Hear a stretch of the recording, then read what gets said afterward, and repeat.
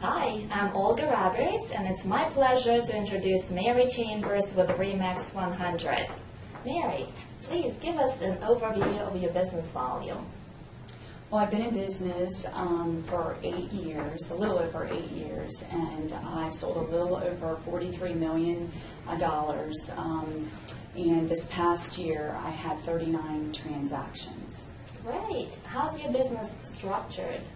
Well, I work from home by myself and in my resale business, and then I sell lots for a developer too, and I'm a partner with that part of my business. I work pretty much every day except for Sunday. I just need to have one day to go to church and focus on my family.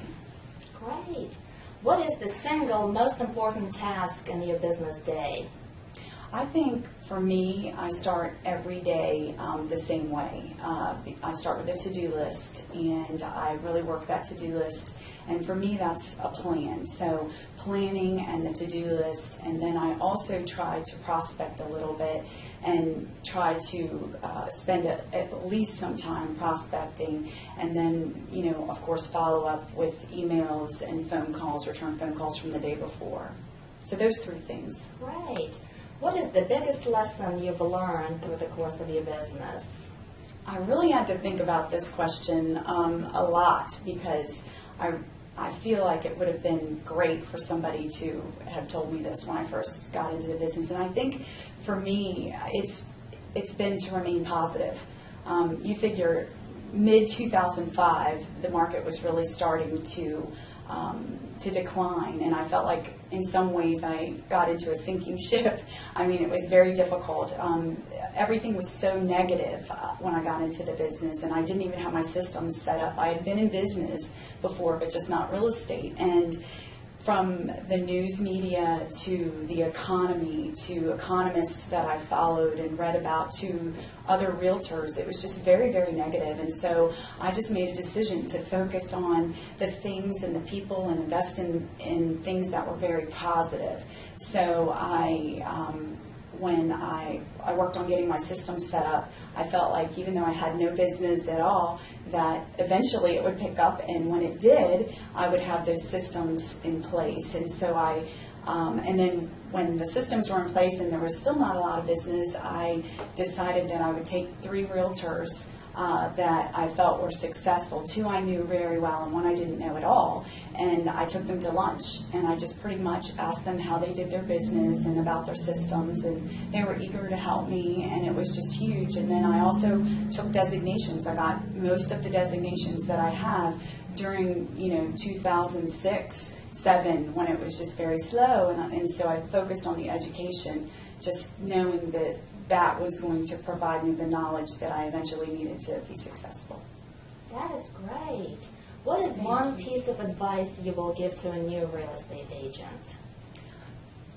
I think, along with being positive, I think you need to, there's so many things, but I think that I really believe that if you're organized and you're diligent about staying organized, and that's been a huge blessing for me, is to be organized. And so, and then also I think that I set goals, weekly goals, monthly goals, and even yearly goals. And I think that that's important. And when I fall short of my goals, I go back and I evaluate what happened. Why didn't I meet that goal? And then I try to work on those things, and instead of just ignoring them, I try to constantly improve my weaknesses in the business. But I really feel like too that treating people, just like any business,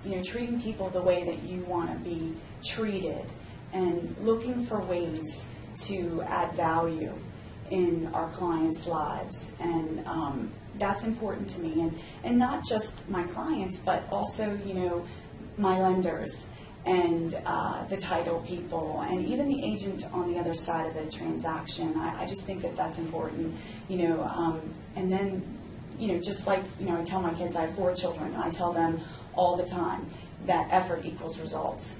So to be successful in anything that we do, effort equals results, and it takes a lot of hard work.